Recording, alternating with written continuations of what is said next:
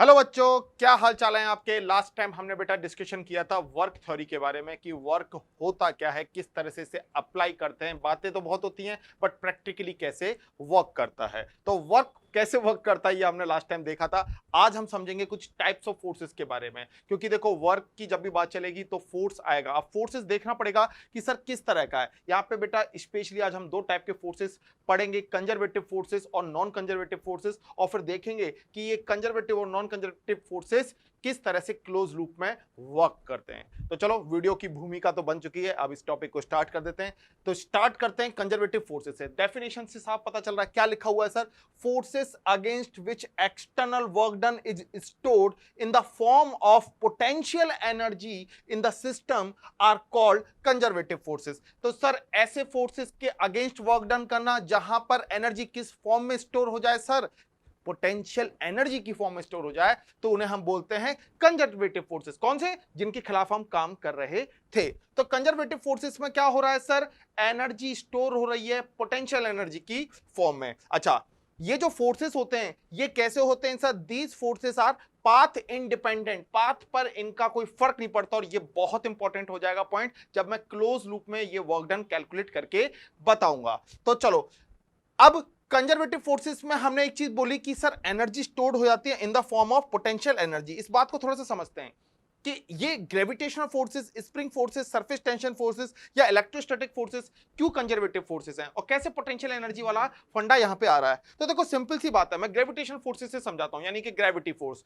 क्या कर रहे हैं, हम किसी ऑब्जेक्ट को सरफेस से उठा के ऊपर की तरफ फेंकते हैं। तो क्या ऑब्जेक्ट कंटिन्यूस ऊपर की तरफ जाता है? क्या नहीं रे। क्या होता है, ऑब्जेक्ट वापस एक सर्टेन हाइट के बाद नीचे लौटने लगता है। क्यों? क्योंकि ग्रेविटी उसे पुल करती है, उसे अट्रैक्ट करती है। यानी कि क्या हुआ, जब ऑब्जेक्ट क्या ऊपर जा रहा था तो हम क्या कर रहे थे, ग्रेविटी के अगेंस्ट वर्क कर रहे थे। तो यानी कि ऑब्जेक्ट क्या कर रहा था सर, अपनी काइनेटिक एनर्जी को, जो जिस स्पीड से चल रहा है वो काइनेटिक एनर्जी स्टोर होती जा रही थी इन टर्म्स ऑफ फिर पोटेंशियल एनर्जी की फॉर्म में। और ये पोटेंशियल एनर्जी एक सर्टेन हाइट पे जाके, मैंने बोला एच हाइट पे ले गए तो हम बोलते हैं कि वेट फोर्स, लास्ट टाइम मैंने बताया था mgh हो जाती है। तो सर ये जो mgh हो गई ये क्या हो गई, इसकी पोटेंशियल एनर्जी हो गई। और यही पोटेंशियल एनर्जी क्या होगी सर, वापस से इस ऑब्जेक्ट को नीचे लेके आएगी, यानी कि रीस्टोर करती है। सेम स्प्रिंग के केस में होता है, हम स्प्रिंग को उसकी नॉर्मल लेंथ से एक्सपांड करें या कंप्रेस करें तो वो वापस अपनी इनिशियल पोजीशन में जाती है। यानी कि हम क्या कर रहे हैं, हम कोई फोर्स अप्लाई कर रहे हैं, कुछ वर्क डन कर रहे हैं स्प्रिंग में डिस्प्लेसमेंट लाने के लिए।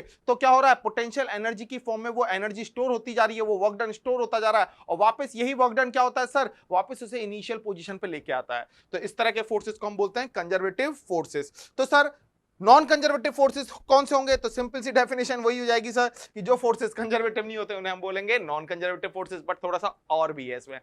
देखो होगा क्या, यहां पे forces against which external work done, वहां पे एक्सटर्नल वर्क डन स्टोर हो रहा था पोटेंशियल एनर्जी में। यहां क्या होगा, external work done is not stored as the potential energy and it is lost in the form of heat losses in the system are called non conservative forces. अगर आपका sir जो energy store होता है या जो work done आप कर रहे थे सिस्टम के ऊपर, उसमें कोई डिस्प्लेसमेंट करने में, अगर वो वर्क डन पोटेंशियल एनर्जी की फॉर्म में रिस्टोर ना होकर, यानी कि वो रिस्टोरिंग फोर्सेस ना बनकर क्या बन जाए सर, हीट में लॉस हो जाए, यानी कि फ्रिक्शन टाइप, अगर ऑब्जेक्ट को आप स्लाइड कराना चाह रहे हो फ्रिक्शन में, वो एनर्जी या वो वर्क डन वेस्ट हो रहा है तो वो वापस लौट के नहीं आएगा। तो इस तरह की जो फोर्सेस हैं वो कौन से होते हैं, नॉन कंजर्वेटिव फोर्स होते हैं, जैसे कि फ्रिक्शन फोर्सेस हो गया, जैसे कि विस्कस ड्रग हो गया। अच्छा, खासियत क्या होती है इन फोर्सेस की, ये फोर्सेस पाथ डिपेंडेंट होते हैं, यानी कि आप इन्हें कहां से कहां मूव करा रहे हो, किस पाथ पर आप चल रहे हो, बहुत मैटर करता है। तो पाथ ये पाथ डिपेंडेंट हो गए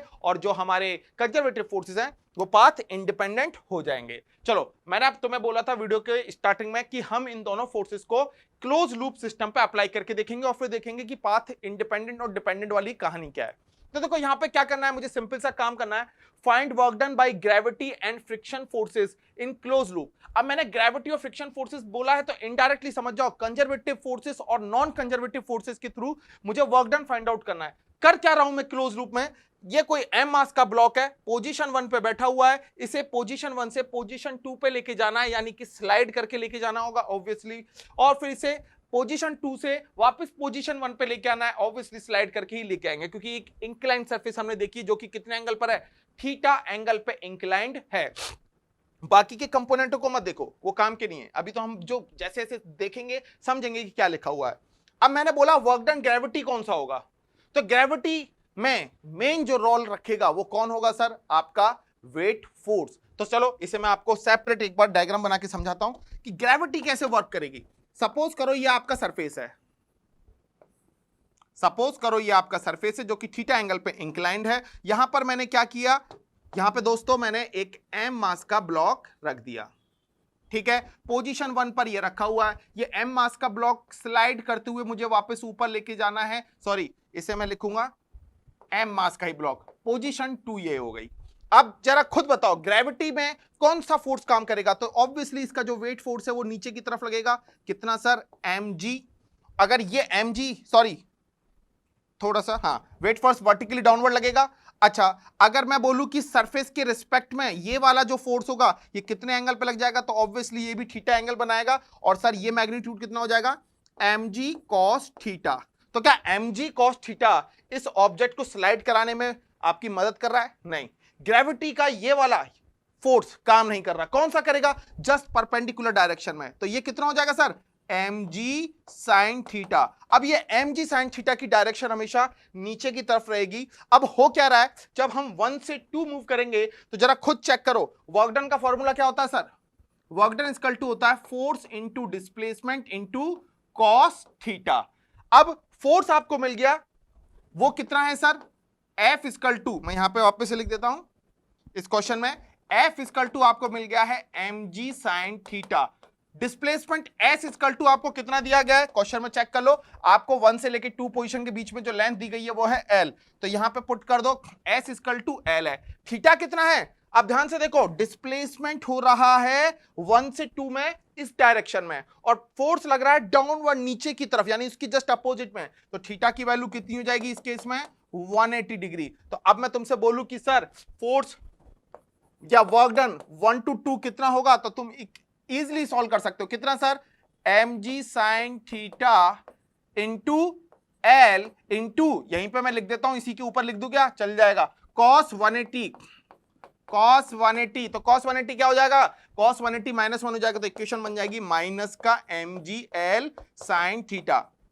तो ये हमने एक फोर्स निकाला, ठीक है। अब चलो हम सॉल्यूशन पे आए थे, मैंने आपको तरीका बता दिया कैसे करते हैं। तो देखो मैंने 1 से 2 किया, mg sin थीटा फोर्स हो गया, डिस्प्लेसमेंट हो गया l, और cos 180 अप्लाई कर दिया। फाइनली जो फोर्स आया वो mg l sin थीटा बन के आ गया। यहां तक किसी को कोई दिक्कत नहीं है, ये वर्क डन है 1 से 2, बट हमें तो क्लोज लूप में वर्क करना है, यानी कि जहां से चले थे वहीं पे आने चाहिए। यानी कि ऑब्जेक्ट 2 से 1 जब मूव कर रहा होगा तो कितना वर्क डन होगा, जब ऑब्जेक्ट 2 से 1 कर रहा होगा तो वर्क डन थ्रू ग्रेविटी कितना होगा, जरा चेक करो, mg, ध्यान से देखो, अब इस पोजीशन पर जब आ जाओगे आप, मैं यहां पे आता हूं, जब आप इस पोजीशन पे होंगे तो फोर्स तो mg sin थीटा नीचे लगेगा और डिस्प्लेसमेंट भी सेम डायरेक्शन में लगेगा। तो at that moment theta equal to क्या हो जाएगा दोस्तों, 0 डिग्री हो जाएगा। तो इक्वेशन क्या बनेगी, mg sin theta l into, और इसे बना दो, ये 50 गलत लिखा हुआ है, इसे बना दो, ये cos की जगह s बन गया, cos 0, और cos 0 कितना होता है 1। तो इक्वेशन आ गई mg l sin थीटा। अब हमें क्या करना है सर, हमें नेट वर्क डन निकालना है 1 से 2, 2 से 1, तो इन्हें ऐड कर दो। अगर मैं इन दोनों फोर्सेस को ऐड करता हूं 1 से 2, 2 से 1, तो देखो माइनस का mgl sin थीटा तो यहां से आ जाएगा और प्लस का mgl sin थीटा यहां से आ जाएगा, दोनों को ऐड कर दो, फाइनली आंसर आया 0। तो यहां से कंक्लूजन निकल के आने वाला है। क्या कंक्लूजन है कि अगर हम कंजर्वेटिव फोर्सेस के अगेंस्ट वर्क डन करते हैं, इन्हें क्लोज लूप, यानी कि जहां से चले थे और वहीं पर आकर रुक रहे हैं, तो उसे क्लोज लूप बोलते हैं। तो ऐसे केस में हमेशा वर्क डन कैसा होगा, 0 होगा। याद रखना, किनके अगेंस्ट वर्क डन किया था, कंजर्वेटिव फोर्सेस के अगेंस्ट। तो कंजर्वेटिव फोर्सेस में के केसेस में work done in A close loop हमेशा 0 मिलेगा। बात समझ में आ गई, चलो अब आते हैं, अच्छा पाथ इंडिपेंडेंट वाली बात भी समझ लो। अगर मैं इस ऑब्जेक्ट को स्लाइड करके यहां से यहां लेके जाऊं या फिर यहां से सीधा ऊपर लेके जाऊं तो अभी वर्क डन 0 आएगा। यहां से ऊपर और वापस नीचे डाल दूं, कुल मिला के मैं कैसे भी मूव कर रहा हूं, डजंट मैटर किस पाथ पे चल रहा हूं, मैं यहां से यहां लेके जाऊं, यहां से यहां लेके जाऊं और फिर वापस यहां से यहां ले आऊं, तो अभी 0 हो जाएगा, क्योंकि क्लोज लूप है तो 0 है, पाथ इंडिपेंडेंट होता है। अब आ जाओ दूसरा केस कि अगर नॉन कंजर्वेटिव फोर्सेस हो तो उस केस में हम क्या बात करें। अब ध्यान से सुनना, नॉन कंजर्वेटिव फोर्सेस यानी कि कौन सा, फ्रिक्शन फोर्सेस। तो फ्रिक्शन फोर्सेस को स्टार्ट करने से पहले मैं आपको वापस एक डायग्राम बना के दिखाता हूं, ठीक है। देखो वापस से हमने वो इंक्लाइन प्लेन ड्रॉ कर लिया जो कि थीटा एंगल पर है।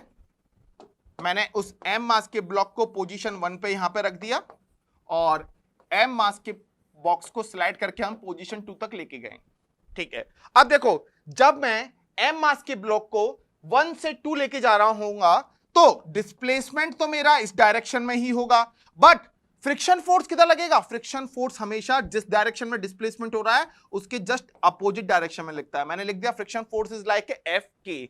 अच्छा, जब ऑब्जेक्ट 2 से 1 पे जा रहा होगा तो डिस्प्लेसमेंट तो इस डायरेक्शन में हो रहा होगा यानी कि एल डिस्टेंस वो कवर करेगा, बट फ्रिक्शन फोर्स अब सेम सपोर्ट नहीं करेगा जैसे कि ग्रेविटी के केस में होता। फ्रिक्शन फोर्स तो हमेशा डिस्प्लेसमेंट के अपोजिट लगेगा यानी कि इस डायरेक्शन में, इस पोजीशन पर लगेगा। तो दोनों केसेस में अगर मैं बात करूं तो बड़ा सिंपल सा है, फोर्स है एफ के, डिस्प्लेसमेंट कितना है एल, तो एफ के इंटू एल और कॉस कितना आएगा 180, चाहे मैं 1 से 2 जाऊं या 2 से 1 जाऊं, दोनों बार थीटा कितना आएगा 180। तो यही चीज हमने देखो यहां पे लिखी है। अगर मैं फ्रिक्शन फोर्सेस के अगेंस्ट वर्क डन कर रहा हूं फ्रॉम 1 to 2 तो एफ के एल कॉस 180 यानी कि माइनस का एफ के एल आएगा, और चाहे मैं 2 से 1 मूव कर रहा हूं तो वापस से एफ के एल कॉस 180 यानी कि अगेन माइनस का एफ के एल आएगा। अब जरा एक काम करते हैं, नेट वर्क डन चेक करते हैं। तो नेट वर्क डन कितना हो गया, डब्ल्यू फ्रिक्शन यानी work done through friction forces यानी कि नॉन कंजर्वेटिव फोर्सेस के थ्रू कितना हो जाएगा,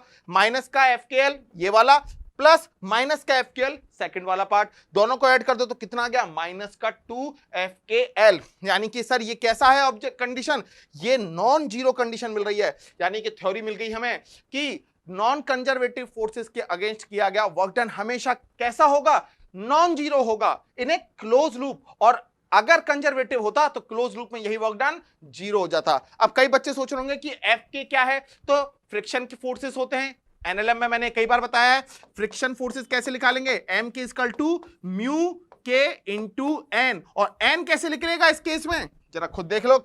एन कौन सा होगा, अगर नीचे की तरफ वेट फोर्स मैं यहां पे बना देता हूं, अगर नीचे की तरफ आपका वेट फोर्स mg है तो ये जो एंगल होगा थीटा, तो ये वाला कंपोनेंट बन जाएगा mg cos थीटा, और ये mg cos थीटा हमेशा किसको बैलेंस करेगा, नॉर्मल रिएक्शन फोर्स को। तो म्यू के आपको क्वेश्चन में गिवन होगा तो एफ के इक्वल टू आप लिख दोगे म्यू के इंटू एन, और एन कितना है mg cos थीटा, तो म्यू के इंटू mg cos थीटा आपका फ्रिक्शन फोर्स बन जाएगा। तो ये था अब तक का पूरा इसका शॉर्ट में एक अच्छे से डिस्क्रिप्शन या अच्छे से एक्सप्लेनेशन कि सर कंजर्वेटिव फोर्सेस क्या होते हैं, बहुत रटते हैं, आप रटने की जरूरत नहीं पड़ेगी। अगर वीडियो अच्छा लगा है तो दोस्तों के साथ शेयर कर देना, और अभी तक चैनल को सब्सक्राइब नहीं किया तो चैनल को सब्सक्राइब कर देना। मिलते हैं नेक्स्ट वीडियो में, और कमेंट्स में बताना कौन सा टॉपिक पढ़ना चाहते हो। तब तक के लिए ऑल द बेस्ट।